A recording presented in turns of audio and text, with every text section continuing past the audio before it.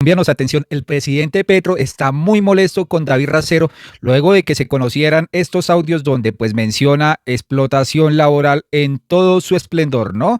El señor al parecer tenía un Fluver, porque ya no lo tiene, donde ofrecía 1 millón de pesos sin prestaciones sociales ni demás. Pues a Gustavo Petro lo que le molesta es que si van a llevar las banderas de una pues reforma laboral y todo, pues hay que cumplir los derechos que tienen los trabajadores.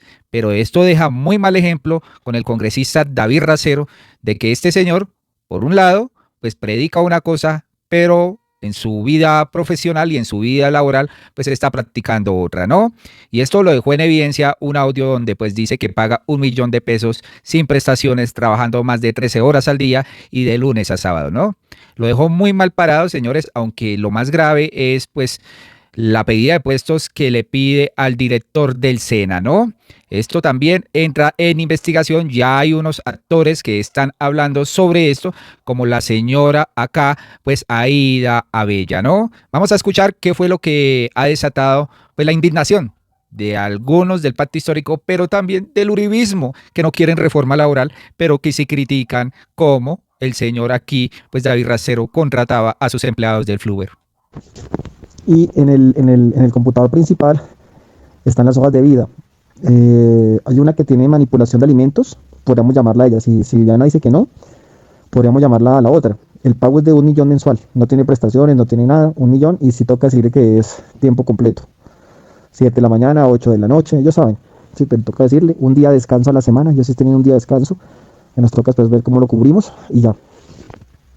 Pues ojalá que pueda ir hoy, sí, para empezar a capacitarse, y empezaría el 1 de abril, estos 3 días de capacitación. Ellos tienen que, todo, ellos son toderos, no solo caja, ¿no? Sino que también arreglan, hacen pulpa, hacen aseo, lavan baño, lavan los pisos, arreglan obviamente la comida, o sea, estar dispuesto para todo, o sea, cajera, pero de todo. Cajera, pero de todo, pues eso dejó muy mal parado a David Racero, tanto así que ya hubo un pronunciamiento de Gustavo Petro frente a esto, ¿no? En un partido de izquierda no se ordena el asesinato de trabajadores, no se hacen masacres de trabajadores, no se vilipendia el mundo del trabajo, ni se usa la prensa para destruir la organización que la gente trabaja, ¿no? No se hacen leyes para explotar más a los y las trabajadoras. Un movimiento progresista es un movimiento de las y los trabajadores. Cualquier militante en su vida personal y política que no se aferre a estos principios estructurales debe ser examinado a profundidad en los comités disciplinarios o competentes para el efecto. No debe estar con nosotros. El nostrum del progresismo son las y los amantes de la justicia social y la libertad. El progresismo hace parte del gran movimiento emancipador de la humanidad que incluye la emancipación del trabajo y la libertad de los seres humanos. No somos como la narcoderecha, que vive el temor al mundo de los trabajadores con leyes injustas que hoy hay que derrotar para poder vivir en paz. No recibimos sobornos de empresarios oscuros que quieren llevar a Colombia a la esclavitud y a la degradación humana. Esto quiere decir que si el señor Racero no está con las banderas del progresismo, la ley laboral y demás, pues que debería no estar y que pues los comités disciplinarios son los que van a mandar, ¿no? Y es que siguen apareciendo grabaciones del señor David Racero pidiendo al parecer puestos, ¿no? Se escucha de fondo la voz de Julio Sánchez Cristo como que escuchando el programa David Racero, ¿no? Pero también aquí el hombre al cual se refiere el señor David Racero en esta grabación, pues se llama Stanley Antonio Ballesteros, entonces director de Colombia Compra Eficiente, que efectúa contrataciones superiores a 6 billones de pesos. Ay, Racero, ¿qué pasó con usted? Papi, recuérdame el cargo este que me dices que quieres como ponerlo a negociación. Hoy me voy a ver con el director de Positiva, él es del Partido Liberal, compañero mío en el Congreso, José Luis Correa, perdón, y puede que yo haga pueda hacer un cambalache ahí con el hombre, si te parece. ¿Cómo es que es el que me diste? El director de no sé qué jodas de sistemas y qué perfil es y no sé, como cuánto gana, como explícame un poquito más para yo poder explicar. ¿Qué tipo de cambalaches aquí podemos pues estar pensando, no? Racero como que no va más, señores, en el pacto histórico vamos a ver qué pasa. Sin embargo, aquí pues apareció Aida Bella, pues hablando bien del señor Racero, dice que es un hombre impecable y que hay que esperar las investigaciones y demás, pues por esta presunta violación de los derechos laborales en un Fluver de su propiedad, ¿no? Sin embargo, la señora Aida Bella, bien responsable con los trabajadores, pues radicó una ponencia alternativa a la reforma laboral, porque Angélica Lozano quiere quitarle algunos artículos a la reforma que está en proceso en la Comisión Cuarta. Respeta la ley. Todo yo conozco a David Racero, pues hace algunos años. Yo considero que es un hombre impecable. Él tendrá sus elementos para defenderse.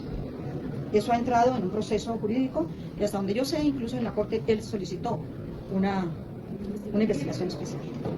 Él va a defenderse. Pero si como justigan a Racero, investigaran otras cosas que pasan, no solamente en el Congreso, ¿no? Estamos en esto porque aquí no se respeta la ley. Estamos en esto porque aquí los sindicatos los prohibieron años. Y estamos en esto por una razón. 3.323 sindicalistas fueron asesinados entre 1971 y 2023. Bueno, ¿ustedes qué piensan de las palabras aquí de Aída Abella, no? Pero aquí hay un mensaje contundente, pues también de alguien que sigue el progresismo y le dice a David Racero, no sea hijo de mejor dicho. Estaba yo acá tranquilito, leyendo para ir a entrenar, tomándome un café, cuando me llega un trino, me lo envían por WhatsApp, del señor Daniel Coronel, donde está un audio de David Racero hablando de cómo contrata, cómo va a contratar a una muchacha, algo por el estilo, en pleno proceso de consulta, la consulta popular para el tema de la reforma laboral.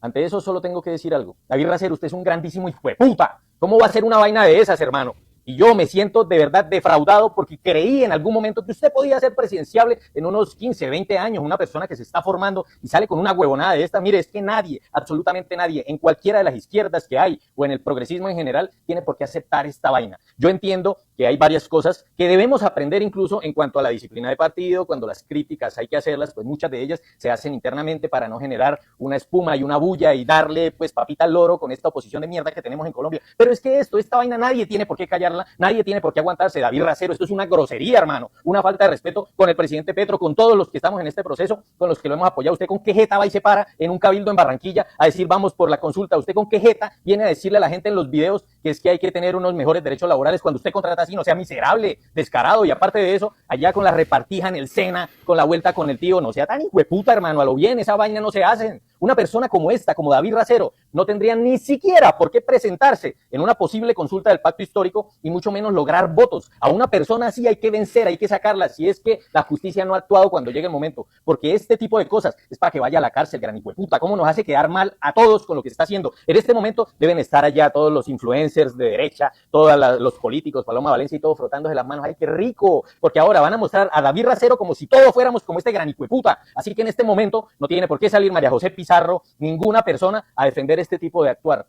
Esto hay que señalarlo. Miserable de mierda. Hay mucha rabia, hay mucha rabia, hay mucha indignación, pues por lo que se ha conocido de David Racero, ¿no? Amanecerá y veremos, señores, amanecerá y veremos. Por otro lado, resulta que la señora Gidis Medina, pues rindió una entrevista con la periodista Cecilia Orozco, señores, y hágame el favor. Habló de todo, hundió a Uribe, dicen que esa reelección se compró, que la compraron y demás, y que se repartían a manos llenas, pues billetes. De esto no hay una investigación a fondo que condene al señor Álvaro Uribe Vélez por presunta, pues, corrupción. El gobierno envía a todos sus ministros para que por favor rescaten esa reelección porque ya se iba a vencer el plazo y tenía que ser aprobada en la Comisión Primera Constitucional. Entonces se aprueba en el año 2004, el 4 de julio, en la madrugada cuando todo Colombia estaba durmiendo. El señor Álvaro Uribe mandó todos sus ministros a que se llevaran a Teolindo, a que me convencieran a mí. Iván Díaz Mateos también vino y dijo, no puedes botar las llaves del Palacio al Mar, por favor, yo te dejé aquí, este tiempo que te dejé es para que tú hagas lo que yo diga. Y entonces ahí empezó una tremenda guerra entre el uribismo y los que no querían que pasara la reelección en ese momento de Álvaro Uribe Vélez. Vi muchas cosas aterradoras. Yo venía de una provincia de Barranca Bermeja, de Santander, y pues yo nunca había estado en el Congreso de la República y veo pues tulas de plata, veo ofrecimientos. ¿En dónde? ¿En el propio Congreso? En el propio Palacio de Nariño. Me trataban a mí, me llevaban y me encerraban ahí con Sabas Pretel de la Vega, ministro del Interior. El ministro del Interior de la época, y con Iván Díaz, que nunca se me despegó, para que por favor votara. Hicieron todo lo que tenían a favor de la reelección, hicieron todo lo que tenían que hacer y presentaron impedimentos, recusaciones, y el señor Navas Talero fue quien puso la denuncia ante la Corte Suprema de Justicia. Otro representante que era un representante, creo que en ese momento, del Polo Democrático. Sí, sí, señora. Y él dijo, no, esto no puede pasar por alto, aquí a ella la obligaron, la forzaron, pero ella cometió un error y tiene que pagarlo. Y ahí se abre el proceso en la Corte Suprema de Justicia, que además después de eso, cuando pasa la reelección, se aprueba con todo este foco de corrupción que armó Álvaro Uribe Vélez, comprándole la conciencia a las personas, pero también intimidándolas, porque se intimidaban a los congresistas y todo eso. Entonces, Navas coloca la denuncia y la Corte abre el proceso y el uribismo me coloca como más o menos un pool de abogados para que yo vaya a la Corte después que me citan. Para defenderla. Y me citan para defenderme. Supuestamente me estaban defendiendo, pero no me estaban defendiendo porque al que yo estaba defendiendo era Álvaro Uribe. Ellos me prepararon para decirle un mundo de mentiras a la Corte Suprema de Justicia, y la Corte Suprema de Justicia hizo un inhibitorio. En ese inhibitorio pues pasó un tiempo. Pero ¿Quiere decir que la declararon, usted la absolvieron? No, o sea, lo dejaron como en un congelador, stand-by, en un stand-by. Entonces, en ese instante pues pasan un tiempo, pero yo iba a Palacio, iba con Teo Lindo, y resulta que yo siempre oía una frase de los que estaban al frente del gobierno de Álvaro Uribe, en este caso puntual, Bernardo Moreno. Ellos siempre decían... Entonces, secretario general. Secretario general decía, es que, Gis, puede pasar un accidente y usted puede terminar muerta. Y lo mismo decía Iván Díaz Mateo. Entonces, eso me llevó a mí a que yo buscara cómo proteger mi vida, porque yo ya empecé a ver que yo había cometido un error, pero que además estaba metida en un gobierno totalmente peligroso, que tenía nexos con gente que era peligrosa. Entonces, por eso decían que no pueden contar lo que pasó, Teo Lindo ni Gis. Y un pequeño corte, Gis, y continúa con su historia. Usted era representante en el momento en que había que votar si pasaba el proyecto de reelección presidencial o no. Sí. ¿Usted estaba en contra de votar sí? O sea, usted iba en contra de la reelección. Que no íbamos la a llamaron votar. Y la compraron, Sí. compraron su voto. Sí. Tal cual. Sí. Y usted votó sí. Y a partir de eso empiezan a presionarla para que no diga nada. Sí, así. Muy bien. Entonces, Así fue. ¿qué pasa? ¿Cómo les parece, señores? Aquí se conocen cosas, ya hay mucha gente condenada por esta, pues, tráfico de influencias y de votos y demás, pero el cabeza mayor, que estuvo 4 años más en el poder, que se pudo evitar muchas muertes de la famosa falsa seguridad democrática, pues no ha pagado ni un solo día de cárcel. Está en juicio, pero por otro lío con Iván Cepeda. Pero de esto, nada de nada, ¿no? ¿Cómo se sabe esto? Plata en tulas en el Congreso. Y esto sí, los uribistas calladitos, ¿no? Para ellos sí, no hay bolsas, no hay tulas, no hay nada. ¿Qué pasó cuando entonces, la amenazaron? cuando me empezaron a amenazar, entonces yo había tenido ya contactos con un medio de comunicación de acá del país, y yo dije, bueno, yo voy a dejarle esta prueba a alguien para que si me pasa algo, por lo menos Colombia sepa por qué me pasó. Entonces yo le dejé una grabación con las pruebas de todo al periodista Daniel Coronel, y él la guardó. Transcurrieron 4 años más. En el 2008 yo decidí contar la verdad, y al decir que se supiera la verdad. Se supiera la verdad, porque la verdad tocaba que contársela al país. Yo tenía una carga en mi corazón. Yo dije, pero yo ¿por qué hice esto? De pronto ambicioné, de pronto cometí errores. Vi que el gobierno en su reelección entonces fue un gobierno más dictador, más represivo, más perseguidor de la gente humilde. Y yo dije, no, yo no puedo estar con esta conciencia llena de que yo ¿por qué hice eso? Entonces yo decidí contar la verdad al país, y Daniel sacó la grabación que yo le había dejado. Y eso es lo que se llama, 4 años después, eso es lo que se llama la Gis política. Muy bien. Usted va a la corte, cuenta la verdad y la condenan. Me condenaron a 48 años, 47 meses y como 6 días, algo así. Me condenaron, y en esa condena me es delito de cohecho. De cohecho, porque yo recibí y ellos me ofrecieron, ¿sí? Entonces me condenan y me mandan al Buen Pastor, pero como yo era madre, cabeza de familia, me dan el beneficio de la casa por cárcel, que no se cumplió en el momento que la Corte ordenó, porque el uribismo tenía todo permeado. No, de pues tal manera, era el gobierno. Era en el gobierno. El Ministerio de Justicia, del cual depende el IMPEC, es decir, la entidad que maneja todas las cárceles, pues estaba el Buen Pastor, podían evadir o podían incumplir la decisión de la Corte. Cecilia, nunca entendí cómo pudieron incumplir una decisión de la Corte Suprema, que es la máxima expresión de injusticia del país, ya que para mí era tan extraño. Yo decía, ellos no respetan a la justicia del país, no respetan nada, y me tuvieron detenida 6 meses después de eso, para que me soltaran y me fuera para mi casa, me llevaran de nuevo a mi casa a cumplir la domiciliaria.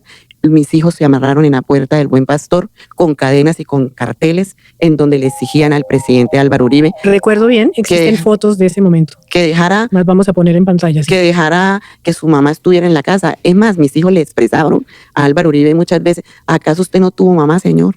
O sea, fue un trauma muy fuerte. Me llevaron a mi casa y ahí empezó una nueva persecución y era a tratar de desprestigiar mis testimonios ante la Corte Suprema de Justicia. Entonces ahí ingresa el DAS a hacer seguimientos, chuzadas a políticos, periodistas, pero además a mí sí me hacen montajes. Me hacen 8 montajes. Oye, increíble, y este es el mismo modus operandi que presuntamente Álvaro Uribe Vélez siempre ha utilizado. Miren también cómo ha intentado desprestigiar a Iván Cepeda de todas las formas posibles, consiguiendo testigos que están en prisión, señores, para que logren encochinar aquí a Iván Cepeda y no han podido, ¿no? Por eso está en líos y cada vez pues Álvaro Uribe Vélez se hunde más por estos pecados. Es que a ojos de todo el mundo, ¿quién en sus 5 sentidos todavía cree en el centro democrático, en estos candidatos paupérrimos como Cabal o Miguel Uribe o como el señor Andrés Guerra? O como la señora Paola Holguín o Paloma Valencia? No, hay que estar muy locos para creer en estos candidatos que dicen ofrecer seguridad democrática cuando sabemos que tienen unas prácticas realmente detestables y despreciables para manejar la política en este país. La reelección, y ahí sí nadie dijo, es que Uribe es dictador, y es que se alistaba para un tercer periodo y no pudo, señores, ¿no? Después siguió la continuación con Santos y Santos ya sabemos qué pasó con Uribe, ¿no? Le hizo pistola y empezó a gobernar no para Uribe, sino para su gobierno, sus santistas y demás. Increíble, señores, lo que vamos conociendo, pero ahí está el testimonio de Gidis Medina, como el señor Álvaro Uribe Vélez presuntamente compró esta reelección, ¿no? Sabas Peretel, condenado. Todos los que han rodeado, Bernardo Moreno, condenado. Y aquí pues el señor Álvaro Uribe Vélez, bien, gracias, ¿no? Por eso es que hay que pensar en el 2026 por quién votar. Ya sabemos que Vicky Dávila y toda esta gente de uribistas pues no tienen la preparación adecuada. Y Daniel Quintero pues se hizo esta pregunta. ¿Votaría usted por Vicky Dávila, Ciro Ramírez, por ejemplo, que me imagino que querrá seguir en el Senado? O sea, uno tiene que ser descarado para votar otra vez por un señor que estuvo en prisión por una presunta corrupción que, ojo, no se ha dictado fallo. El juez no ha dictado fallo, ¿no? O votaría por Cabal, o Miguel Uribe, o Efraín Cepeda, señores, con más de 70 años y 30 años de ellos en el Congreso. ¿Votaría usted también por Miguel Polo Polo de nuevo? Los que votaron por este señor. Ernesto Macías, porque me imagino ha estado 4 años en vacaciones, pero se querrá lanzar, ¿no? O José Obdulio Gaviria y demás fico-uribistas para el 2026. Yo creo que no, ¿no? Porque es que Vicky Dávila anda diciendo, votaría para el 2026 por la alianza de Claudia López, David Racero, María José Pizarro, Roy Barreras, Daniel Quintero, Luis Gilberto Murillo, Juan Manuel Santos, Gustavo Petro y demás petrosantistas del 2026. Pues a esta pregunta de Daniel Quintero se enchurruscó la señora también Vicky Dávila. Ella fue la que empezó, ¿no? Diciendo, cínico, usted hasta imputado está por corrupción. Yo nunca he pertenecido a la porquería del sistema. Usted sí. Nadie que haga parte de lo mismo puede resetear tanta corrupción y suciedad. Usted no tiene autoridad moral y usted ha apoyado todo este desastre que vive Colombia por culpa de su gobierno corrupto. No tiene cómo limpiarse. Usted es un lambón de Petro y están listos a juntarse para quedarse en el poder. No los vamos a dejar. Los ciudadanos vamos a derrotarlos y arrasarlos en las urnas, cínicos. ¿Será que sí, Vicky Dávila? ¿Será que sí? Yo creo que no, ¿no? Por otro lado, señores, resulta que esta gente del uribismo realmente es rayada, ¿no? Aquí apareció Andrés Escobar, ¿recuerdan? El pistolero de allá de Cali. Y se juntó con el señor Andrés Guri, de aquí concejal de Medellín. Hágame el favor. Y hacen una amenaza que no van a dejar destruir la ciudad, que estas marchas en el paro nacional no se van a dar, que si toca enfrentarnos, nos enfrentaremos. ¿Cómo les parece? Concejales del uribismo. Un lenguaje presuntamente para, ¿no? Aquí dice Jenner Úsuga, ya comenzaron las amenazas de los paramilitares contra las movilizaciones de la próxima semana. Hay que tener mucho cuidado. Miren las palabras de esta gente. Uy, máquina, vení, pilla, ven. Papi. 28 y 29 de mayo, disque huelga general, cita la CUT. los mismos que defienden el gobierno del cambio. Dice que porque no les aprobaron la consulta popular en 2 ocasiones y porque quieren la reforma laboral a las malas. Imagínense pues, entonces van a salir pues a quemar calles, a vandalizar estaciones, a generar bloques revoltosos. Pero yo le digo una cosa, en Medellín y en Antioquia vamos a llamar a la reserva activa y a todos los ciudadanos que salimos a marchar a defender nuestro departamento y nuestros municipios. Y si nos toca enfrentarlos, lo vamos a hacer. Hombre, Guri, aquí en el Valle del Cauca vamos a salir a defenderlo las veces que sea. La primera línea, ni nada parecido se lo vuelve a tomar. Aquí estamos firmes. Ya sabe, póngala como quiera. Póngala como quiera. ¿Ustedes qué opinan de esta vaina? Increíbles, señores. Pero vamos a ver qué fue lo que dijo Gustavo Petro e Isabel Zuleta sobre esta gente. No, pues tan machitos, amenazando a quienes ejercen su derecho a la protesta social. Los hemos visto corriendo porque son unos cobardes. Le pido a la Fiscalía investigue estas amenazas y nos proteja de esta gente a quienes vamos a salir a marchar, ¿no? Es que son bien peligrosos y hay que tener mucho cuidado con esta gente que puede mandar infiltrados, señores, infiltrados. Y pues frente a esto, Gustavo Petro respondió lo siguiente: le solicito a la Fiscalía iniciar la investigación a fondo contra estas actitudes sediciosas. No más amenazas contra el pueblo y sus derechos. Las juventudes y la ciudadanía de las comunas populares deben tener derecho a la paz y a la libertad. Las mujeres de Antioquia tienen derecho a la estabilidad laboral, los microempresarios a créditos en la banca y la gente que trabaja a una jornada de 8 horas para poder descansar y estudiar. Toda mujer antioqueña a la edad de pensionarse debe tener derecho mínimo al bono pensional. Todo campesino o campesina tiene derecho, llegada a su edad, a un bono pensional. No es populismo, es la dignidad del pueblo. No más amenazas, dice aquí Gustavo Petro frente a esta gente que le gusta siempre pues crear zozobra, ¿no? Y entonces Andrés Guri sale respondiendo: ¿qué creyó Gustavo Petro? ¿Que nos vamos a dejar amedrentar de las ondas guerrilleras de la primera línea? No, señor, los vamos a enfrentar. Sobre todo esta mano de cobardes, ¿no? Y a usted, doctora Brócoli, ofendiendo a Isabel Zuleta, hágame el bendito favor, este señor, criticando pues la fisionomía de la señora Isabel Zuleta. Sí, somos machitos de los que no se le arriman a usted. Machista este tipo. ¿Qué dijo Gustavo Francisco y la doctora Brócoli? Que le vamos a permitir por segunda ocasión destruir nuestras ciudades y nuestro país. No, señor, democráticamente a ustedes les negaron la consulta popular y democráticamente les negaron una reforma laboral que lo único que iba a hacer en este país es acabar con el empleo. Si a usted le preocupan tanto los trabajadores y los trabajadores antioqueños, las mujeres antioqueñas, ¿por qué no baja los impuestos de las empresas? ¿Por qué no le da incentivos a las compañías para que puedan generar más empleos? La fórmula es muy sencilla, pero usted la cabeza de mamerto no lo deja pensar. Y para que lo tenga claro, nos vamos a enfrentar a la primera línea, a sus hordas de zombies, las veces que tengamos que hacerlo. ¿Quién le dijo a usted que es que todo ese montón de psicópatas que salen a quemar las ciudades son el pueblo? El pueblo somos nosotros y nosotros los concejales somos los que lo representamos, porque el pueblo votó por nosotros, no solamente para que gestionemos el bienestar general, sino para que los defendamos, y lo vamos a hacer. ¿Cómo era usted de malo que lo ponen nerviosos 2 concejales? Malo no, malísimo. Nos vemos el miércoles 4 de la tarde en la avenida San Juan, al frente de la estación ferrocarril, para que entre ciudadanos y la reserva hagamos una formación militar en defensa de nuestras instituciones y en contra de sus llamados a la violencia. ¿Qué tal este señor? Ahora, formación militar. Hágame el bendito favor. Pues aquí le dicen, este tipejo, Andrés Guri, quiere darle pues la impresión a la gente de ser un mancucito, pero seguramente no le da ni para salir del teclado. Lo imagino siendo testigo en el juicio contra Uribe para que se sienta realizado en su yo interior, dicen acá. El uribismo y el bazuco tiene algo en común, que quema las neuronas y acaba al que sea parcero. Miren a este tipo, incentivos, como los que puso el gobernador en un impuesto de seguridad y que podría terminar como los recuerdos de la vaca, que ni vía, ni vaca, ni nada, ¿no? Ahí está el señor Andrés Guri amenazando. Y pues Isabel le termina contestando: uy no doctor, malito Andrés Guri, ni se le ocurra arrimarse que das asco. Siga jugando al machito con su pistolero de bolsillo, pero respete el derecho a la protesta o la ley debe actuar. Le recuerdo que el artículo 22A de nuestra Constitución prohíbe la existencia y funcionamiento de grupos paramilitares. Es lo que le dice acá la congresista Isabel Zuleta. Después Gustavo Petro, porque Álvaro Uribe les también está atacando, está pidiendo desobedecer a Gustavo Petro. En un titular de Revista Semana dice: Álvaro Uribe recordó que la fuerza pública que debe obedecer primero a la Constitución que a Gustavo Petro. Recomendó hablar con la policía, el ejército y la justicia. ¿Qué pretende el señor Álvaro Uribe Vélez?